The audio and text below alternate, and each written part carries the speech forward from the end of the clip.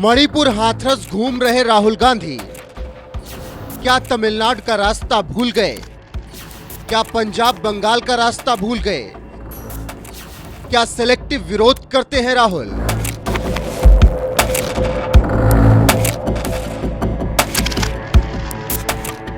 बंगाल में हिंदुओं पर हो रहा अत्याचार अपरंपार, तमिलनाडु में सरेआम जहरीली शराब से जा रही लोगों की जान, पंजाब में स्वतंत्रता सेनानी सुखदेव के वंशज को बीच सड़क पर काटा जाता है। लेकिन कांग्रेस के सो कॉल्ड जननायक कहे जाने वाले राहुल गांधी के पास इन राज्यों में जाने के लिए लगता है ना तो वक्त है और ना ही हवाई जहाज का टिकट खरीदने के लिए पैसा, क्योंकि यहाँ बीजेपी की सरकार नहीं है, यहाँ इंडिया गठबंधन में शामिल उनके साथियों की सरकार है।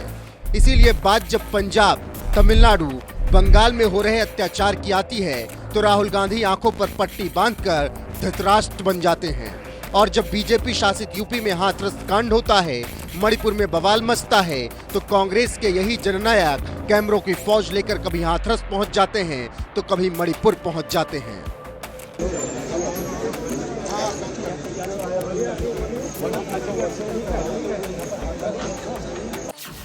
तमिलनाडु क्यों नहीं गए राहुल? कांग्रेस के जननायक राहुल गांधी के मणिपुर या हाथरस जाने में कोई बुराई नहीं है, लेकिन जिस तरह से वो हाथरस और मणिपुर जाते हैं उसी तरह से तमिलनाडु भी जाना चाहिए, जहां कुछ ही दिनों पहले जहरीली शराब पीने से 65 लोगों की मौत हो गई थी, जिसकी वजह से कई परिवार उजड़ गए। इस वारदात को कई दिन बीत गए, लेकिन इसके बावजूद राहुल गांधी आज तक तमिलनाडु का दौरा नहीं कर सके, क्योंकि वहां सनातन विरोधी मुख्यमंत्री एम.के. स्टालिन की सरकार है जो राहुल गांधी के साथी हैं। शायद यही वजह है कि भीषण शराब कांड के बावजूद राहुल गांधी तमिलनाडु नहीं जा सके, क्योंकि इससे इंडिया गठबंधन के साथी स्टालिन नाराज हो जाएंगे। इसी बात से लगता है कि राहुल गांधी के लिए शराब कांड में मारे गए लोगों का गम साझा करने से ज्यादा जरूरी गठबंधन धर्म निभाना है। बंगाल कब जाएंगे जननायक? ममता राज में बंगाल के हालात लगातार बिगड़ते जा रहे हैं। पिछले कुछ महीनों से बंगाल में जिस तरह की घटनाएं हो रही हैं, उसे देखकर लगता है कि बंगाल भारतीय कानून से नहीं, शरिया कानून से चलने लगा है। इसीलिए कहीं सरेआम सड़क पर महिला को कोड़े से पीटा जाता है, तो कहीं सरेआम संदेश खाली जैसे घिनौने कांड को अंजाम दिया जाता है।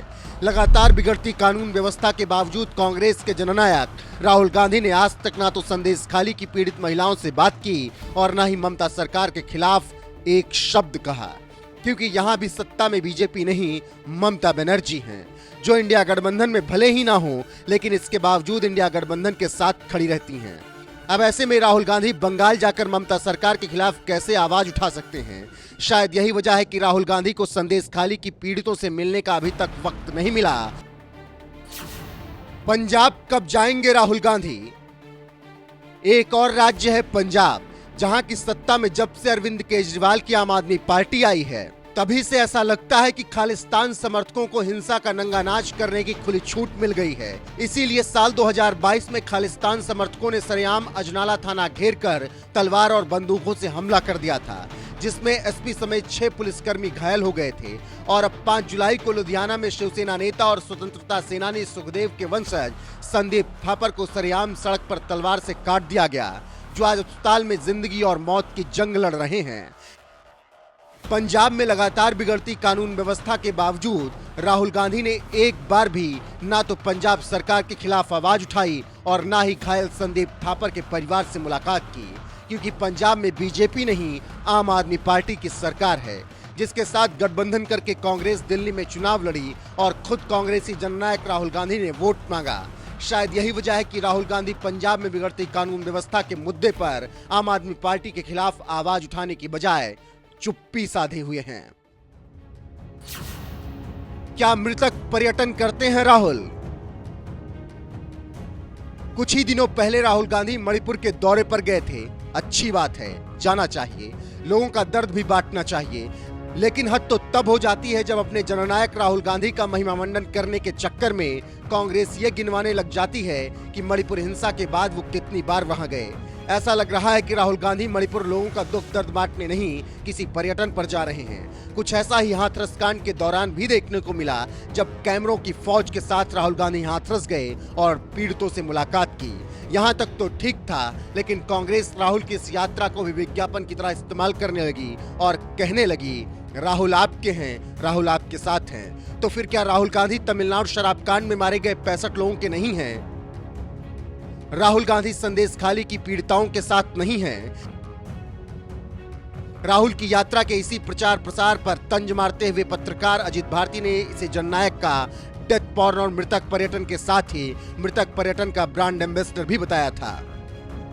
तो वहीं बीजेपी ने राहुल गांधी पर तंज मारते हुए कहा था, मैं वो कांग्रेस हूं जो मणिपुर की आग को शांत नहीं होने देता हूं, तमिलनाडु में जहरीली शराब से मरने देता हूं, हाथरस कांड में राजनीति की रोटियां सेकता हूं, पश्चिम बंगाल में महिलाओं पर हुए अत्याचार पर मौन व्रत रखता हूं। बहरहाल राहुल गांधी के इस सिलेक्टिव विरोध पर आपका क्या कुछ कहना है? अपनी राय कमेंट कर हमें जरूर बताएं। साथ ही जिस मणिपुर के मसले पर कांग्रेस बीजेपी को घेरती रही, उस मणिपुर के मसले पर पीएम मोदी ने संसद में क्या कुछ कहा, आइए आपको सुनाते हैं। क्योंकि उनकी जो चुनावी हिसाब किताब होता है, नॉर्थ ईस्ट से इतनी ही लोकसभा की सीटें हैं, क्या उससे राजनीति में फर्क पड़ता है? कभी कोई परवाह नहीं। उसे उनके नसीब पर छोड़ दिया था। हम नॉर्थ ईस्ट को आज देश के विकास का एक सशक्त इंजन बनाने की और ताकत से लगे। नॉर्थ ईस्ट पूर्वी एशिया के साथ ट्रेड, टूरिज्म और कल्चरल कनेक्टिविटी उसका गेटवे बन रहा है। और ये जो कहते हैं ना 21वीं सदी भारत की सदी, उसमें ये इनिशिएटिव बहुत बड़ा रोल प्ले करने वाला है। ये हमें स्वीकार करना होगा। आदरणीय सभापति जी, हमने नॉर्थ ईस्ट में गत 5 वर्ष में जो काम किया है, और अगर पुराने कांग्रेस के हिसाब से साथ उसको अगर तुलना कर दी जाए, हमने जितना काम 5 साल में किया है, इतना अगर उनको करना होता ना, तो कम से कम 20 साल लग जाते, एक पीढ़ी और चली जाती। हमने इतना तेजी से काम किया है। आज नॉर्थ ईस्ट की कनेक्टिविटी उसके विकास का मूलभूत आधार है, उसको हमने प्राथमिकता दी है। और आज भूतकाल के सारे इंफ्रास्ट्रक्चर से कई गुना आगे हम निकल चुके हैं और हमने उसको करके दिखाया है। आदरणीय सभापति जी, नॉर्थ ईस्ट में स्थायी शांति के लिए 10 वर्षों में अनेक प्रयास किए गए हैं और निरंतर प्रयास किए गए हैं। बिना रुके, बिना थके, हर एक को विश्वास में लेते हुए में प्रयास किए गए हैं। और उसकी चर्चा कम हुई है देश में, लेकिन परिणाम बहुत ही आशा पैदा करने वाले निकले हैं। राज्यों के बीच सीमा विवाद संघर्षों को जन्म देता रहा है और आजादी से अब तक ये निरंतर चलता रहा है। हमने राज्यों को साथ बिठा करके सहमति के साथ जितने सीमा विवाद खत्म कर सकते हैं, एक के बाद एक अकॉर्ड करते जा रहे हैं। रिकॉर्डेड है, सहमति की रिकॉर्ड है। और उसके लिए जो सीमाओं में किसी को उधर जाना है, किसी को यहां आना है, कहीं रेखा यहां बनानी, कहीं रेखा वहां, वो सारे काम कर चुके हैं। आदरणीय सभापति जी, ये नॉर्थ ईस्ट की बहुत बड़ी सेवा है। हिंसा से जुड़े संगठन, जो हथियारबंद गिरोह थे, जो वहां लड़ाई लड़ते रहते थे, अंडरग्राउंड के लड़ाई लड़ते थे, हर व्यवस्था को चुनौती देते थे, हर काउंटर ग्रुप को चुनौती देते थे, खून खराबा होता रहता था। आज उनको साथ लेकर के स्थायी समझौते हो रहे हैं, शस्त्र सरेंडर हो रहे हैं। जो गंभीर गुनाहों के अंदर हैं, वो जेल जाने के लिए तैयार हो रहे हैं, अदालत को फेस करने के लिए तैयार हो रहे हैं। न्याय तंत्र के प्रति भरोसा बढ़ना, संविधान के प्रति भरोसा बढ़ना, भारत के लोकतंत्र के प्रति भरोसा बढ़ना, भारत के गवर्नमेंट की रचना पे भरोसा करना, ये इसमें से अनुभव होता है और आज हो रहा है।